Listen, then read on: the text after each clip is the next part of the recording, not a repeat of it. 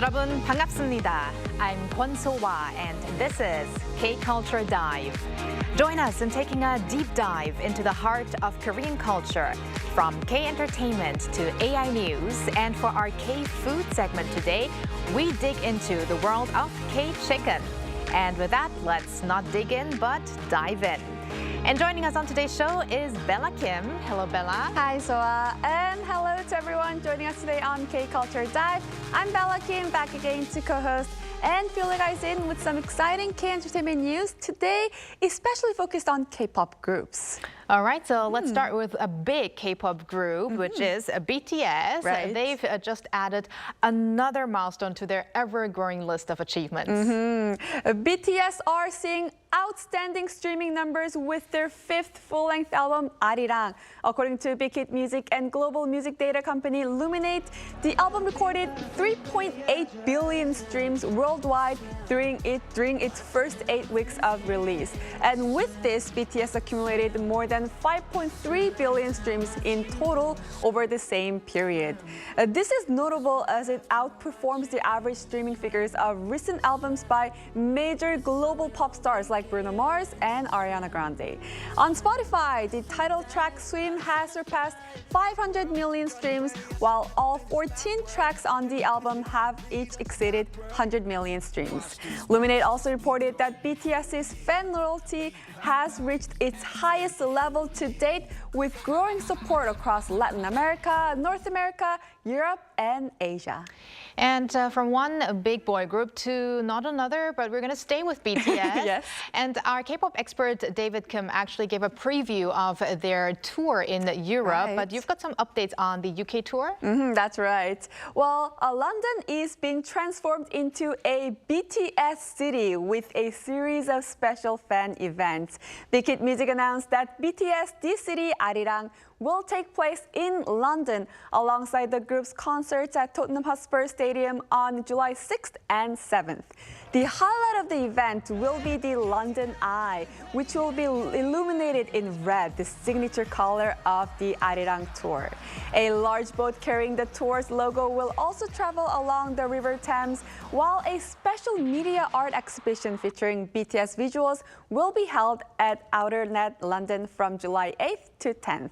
The city is a large-scale global project designed to let fans experience BTS's music and culture throughout the host city, both inside and outside of the concert venue.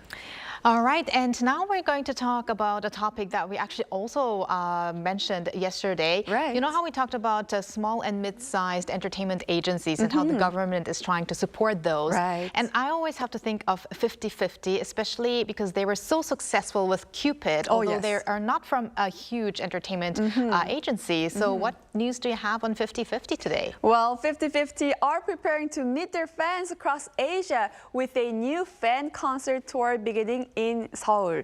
According to their agency, Attract, the group will launch the 2026 50/50 Asia Fan Con Tour on August 1st at Sky Art Hall here in Seoul. Following the success of their fourth mini album, Imperfect, I'm Perfect, 50/50 plan to perform songs from the new release along with many of their previous hits.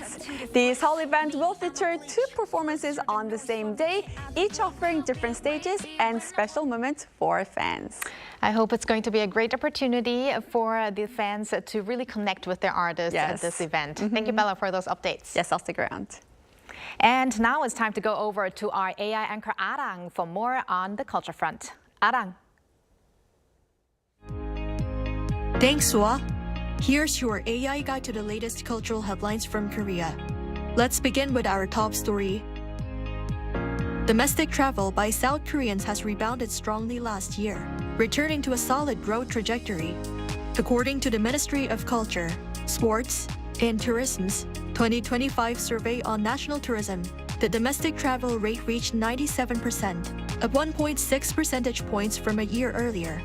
Spending on domestic travel also rose more than 7% on year to 39.5 trillion won, or over $25.5 billion.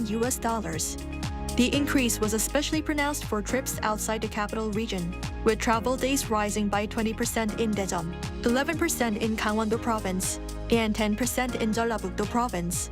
compared with just 3% in Seoul and 5% in Gyeonggi-do Province. The Culture Ministry plans to continue investing in regional tourism to sustain the quality and growth of domestic travel. The government is launching a nationwide culinary tourism initiative, beginning with the so-called K-Chicken Belt platform that pairs regional chicken specialties with nearby tourist attractions. The platform features an interactive travel map highlighting local chicken restaurants alongside popular tourist sites, such as traditional markets and rural experience villages.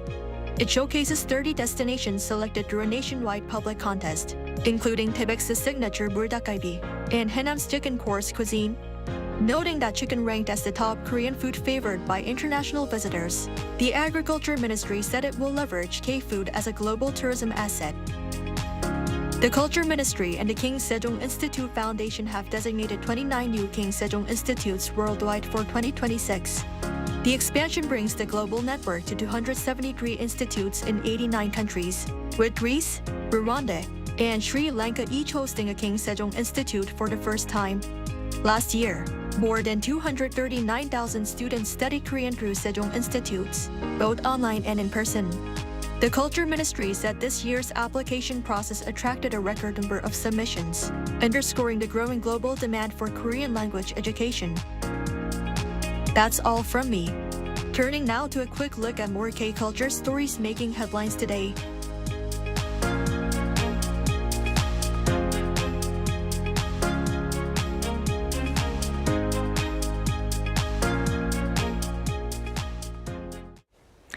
What happens when artificial intelligence meets Korea's traditional music? A recent performance explored that very question, bringing together cutting-edge AI technology and the timeless beauty of Gugak. Our Hong Se-jung has the story.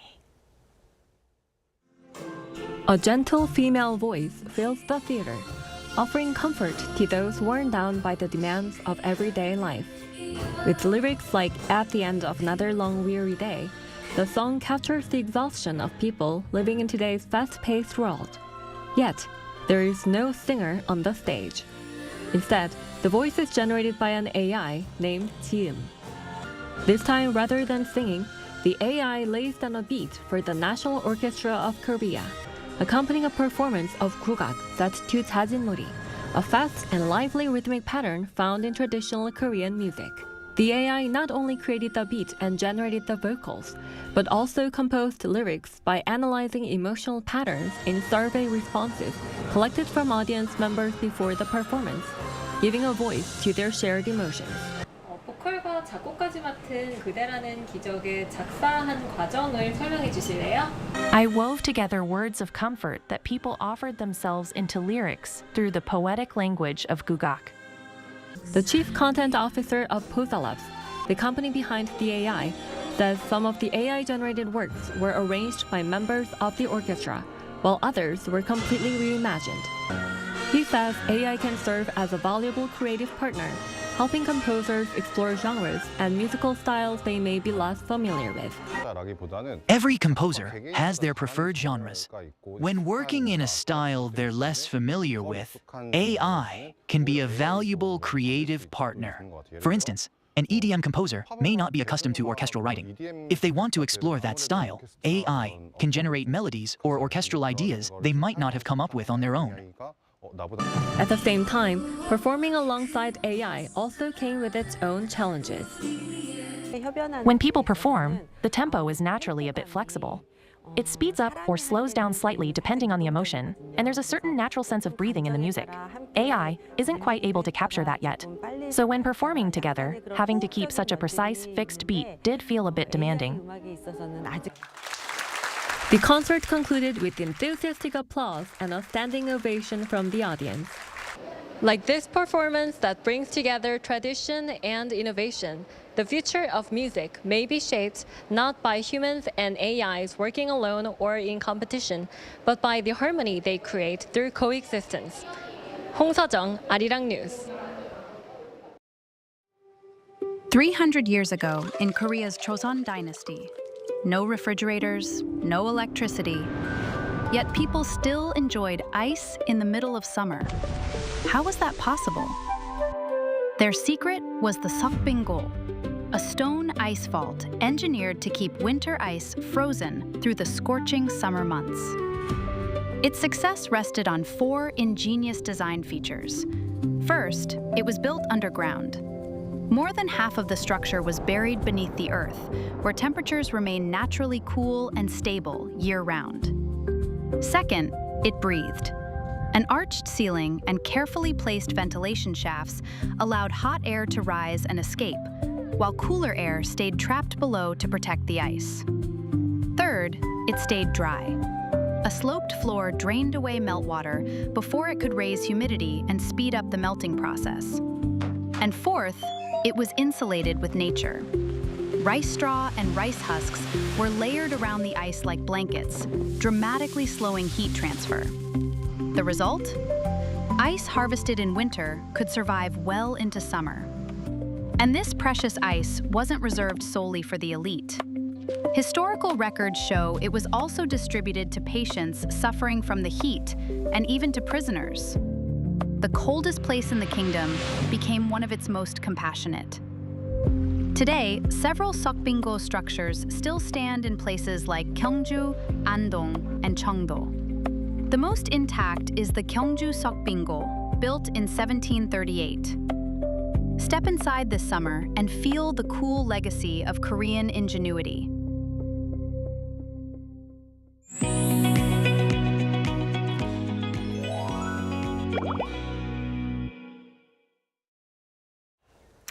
A recent survey found that Korean-style fried chicken was named the favorite Korean dish among international visitors. Isn't that interesting? I mean, it's not kimchi or bibimbap, but it is Korean fried chicken. And I think also our AI anchor Arirang mentioned that as well. Right. She talked about a K-Chicken Belt tourism platform. So that's how popular K-Chicken is right now. It definitely is huge around the world. And it's definitely one of the first stops that people make when they visit Korea as well. Even NVIDIA CEO Jensen Huang enjoyed Korea fried chicken not once, not twice. It's twice while his recent visit here in Korea. Exactly. I think that's why it's about time that we talked about K-Chicken with our cooking content creator, Matthew. So let's welcome him back to the studio. Hello, Matthew. Hi, Matthew. Hello, everyone, and it's nice to see you. It's been a long time, and I'm always missed you, so. And I'm very happy to talk about chicken today. Yes, I'm especially happy about today's topic, and especially because we have our food expert here with us. So the recent survey that we just mentioned said that K-fried chicken was ranked as the most popular Korean food among foreigners. So do you agree with this result, and why do you think people have fallen so in love with K-chicken?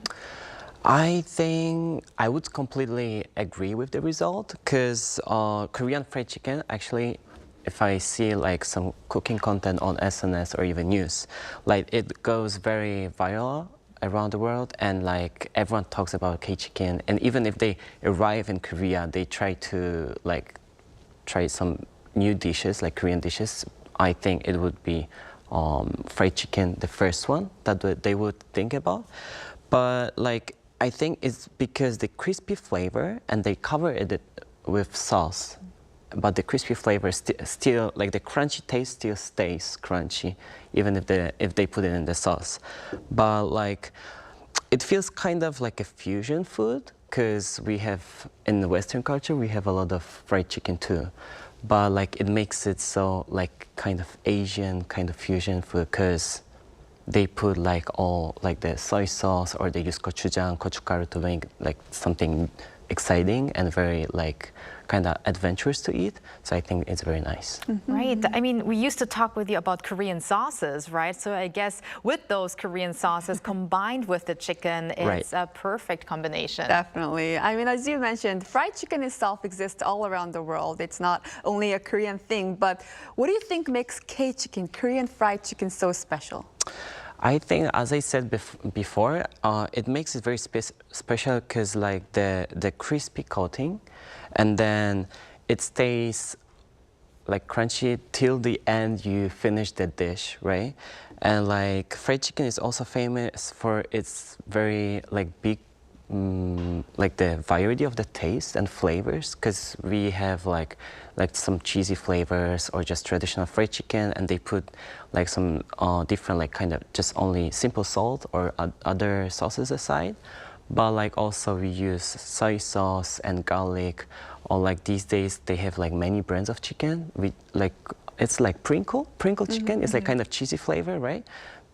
It's very enjoyable to eat that. So I think that's the thing that makes kind of food adventure with eating chicken. So yes, so as you mentioned, there's so many different kinds of chicken here in Korea. So I have to ask you, what's your personal favorite style of K chicken, and what does your international friends around you enjoy the most? I think my favorite one is actually the soy sauce garlic chicken, because it's coated with that glossy soy garlic kind of caramelized thing, Right. which makes the taste very like savory, sweet, and a little bit spicy, because they put like 청양고추, the small green pepper on that, and also like the flavor of the sauce, it doesn't make it so heavy or too spicy. So I think like everyone can easily enjoy that. But when I think my international friends, when they come to Korea and they try the chicken, I think they usually like the sweet and spicy one with like the red coating, and it stays crispy, and I think it's something new, because they know the chicken in their country, like the Western chicken, but if you put like that gochujang kind of taste on top, it makes it very nice and something new. Right. That we're trying, right? And in the footage that we just saw, I think we saw you even making your own K-fried chicken. But do you say you order more of the food, or you make your own K-fried chicken more frequently? I think I'm half and half, but it's just the situation I'm in. Like, the thing I like of the Korean chicken is when you meet your friends and you go outside, you sit outside in the restaurant, and the special thing of a chicken is like you enjoy with ice cold beer Right, or other of drinks, course, yes. and then you always have like that crunchy radish aside. And I think, in my opinion, it's more about like the chicken culture. Because if you go out with friends, sit at the table, you don't order just one kind of chicken. Like you can order like many different flavors, like 2 or 3 kind of flavors. So like it's very fun to share it with friends, and then having like cold drinks. But the thing I like about chicken is, even if you go to the Han River, you can order anytime, and they bring it anywhere, anytime, and it comes very fast. It's like 40 minutes to get it delivered, but it still stays very flavory and like crunchy and hot, so it's very nice to eat.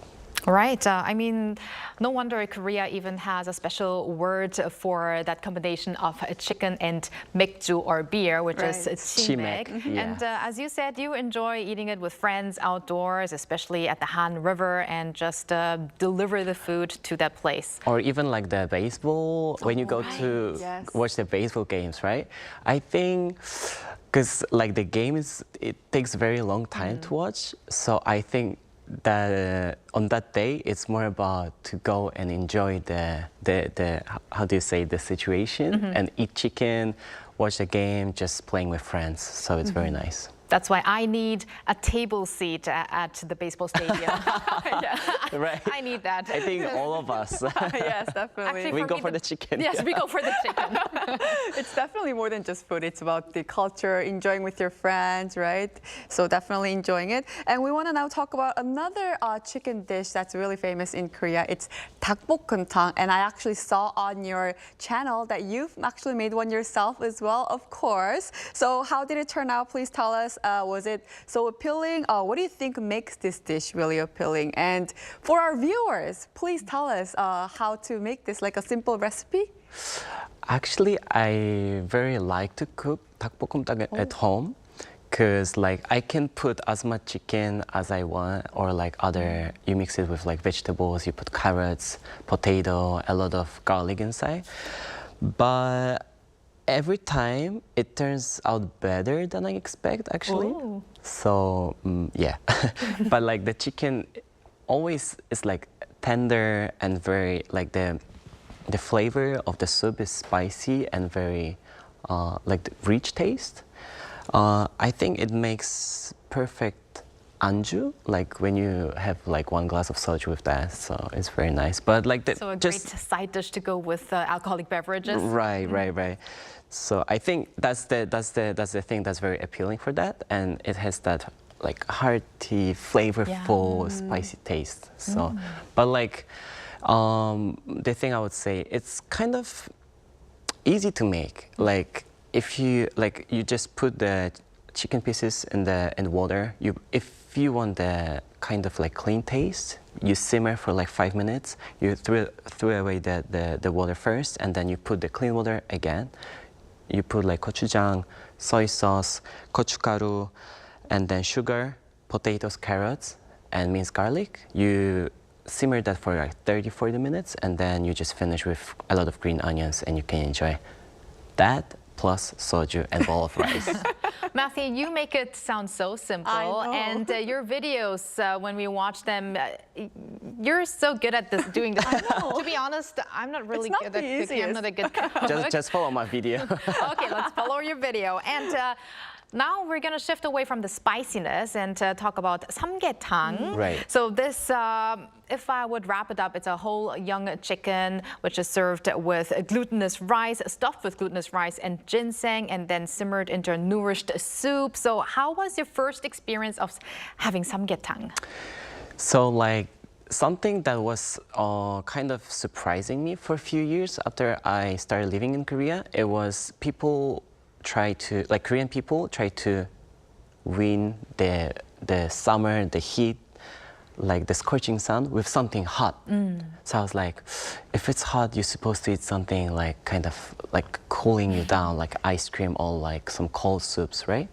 But like after living here for many years, I understand what's like trying to doing like the heat to the heat, which makes you very 시원해, like refreshing.